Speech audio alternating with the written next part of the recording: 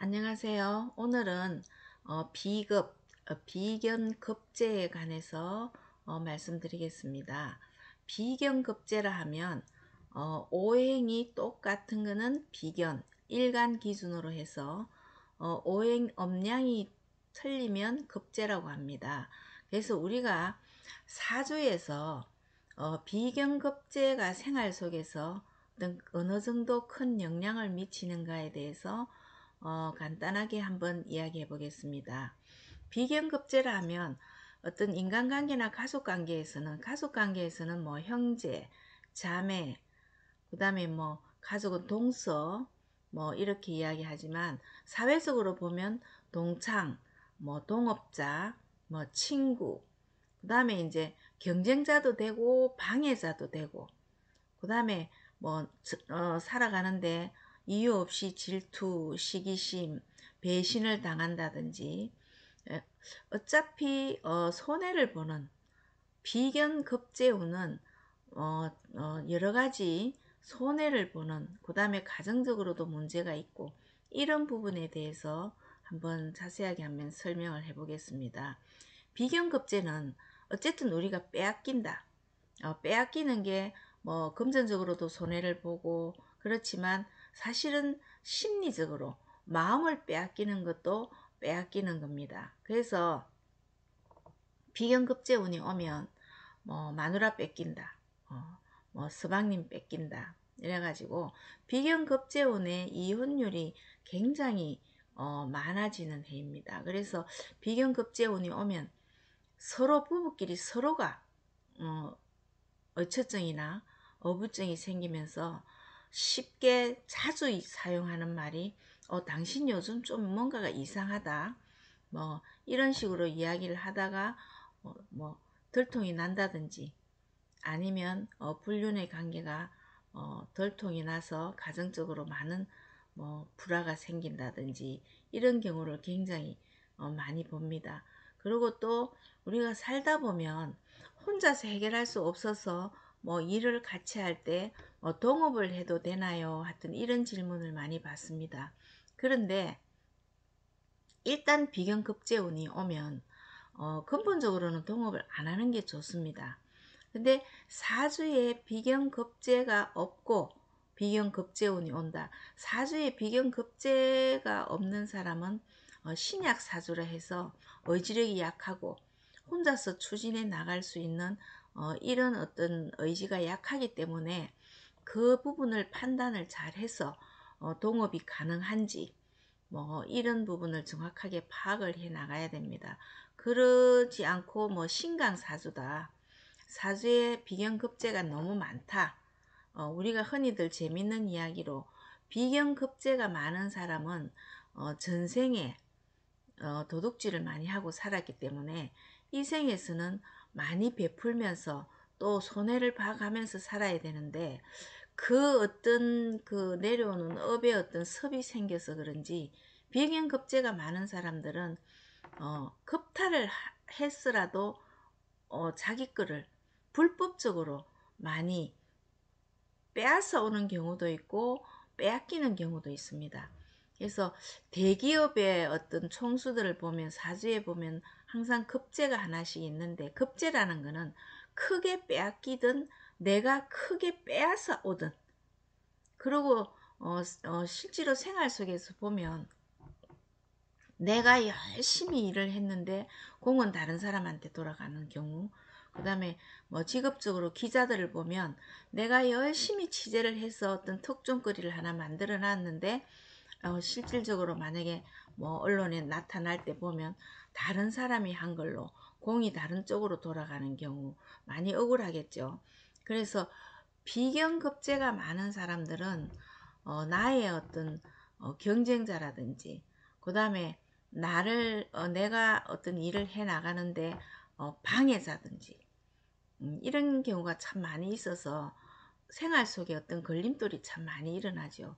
그리고 또 성격적으로도 보면 비견급제가 많으면 굉장히 독선적이고 또 시기심, 질투심, 본인들도 그런 걸 굉장히 많이 갖고 있습니다. 본능적으로.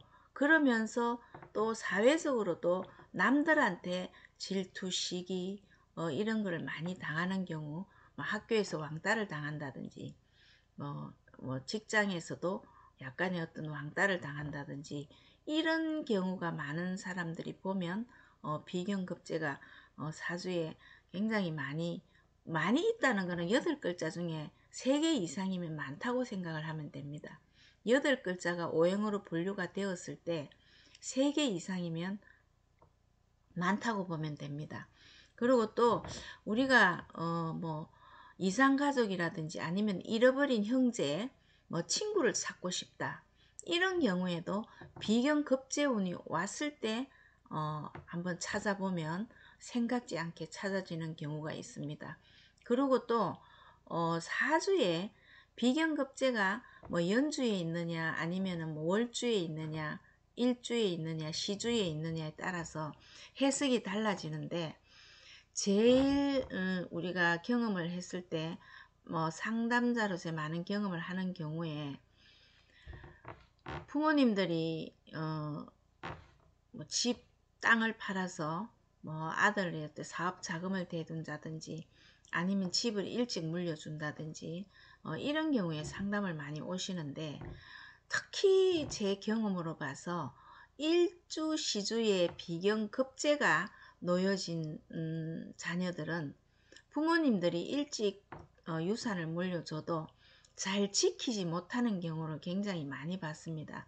그래서 이런 경우에는 이해를 시키고 설득을 시켜서 본인의 어떤 성격이나 이런 걸 이해를 시켜서 잘 지킬 수 있도록, 빼앗기지 않을 수 있도록 길을 열어주는 것도 저희들이 해야 될 일이라고 생각을 합니다. 그리고 이제 비경급제라는 것은 예를 들면 일간을 기준으로 해서 내 주위에 뭐 월지라든지 뭐 연간이라든지 시간이라든지 똑같은 오행에서 비경급제가 있는 경우, 이런 경우가 예를 하나 들어보면 일간은 을목인데 연간, 월간, 시간이 다 간목이 이렇게 짜여져 있는 사주의 한 예를 들어 보겠습니다. 그런 경우에는 간목은 항상 큰 나무이고 을목은 작은 나무예요.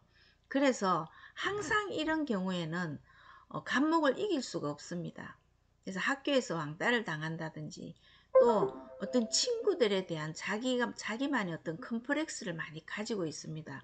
항상 소심해지고 남의 떡이 커 보이고, 그래서 마음도 소심해지면서 사람들한테 굉장히 뭐 굽힌다든지 아니면 마음은 안 그렇지만 늘 약한 모습을 보인다든지, 그래서 강자 속에 약한 모습을 자기가, 그게 항상 컴플렉스로 나와 있습니다.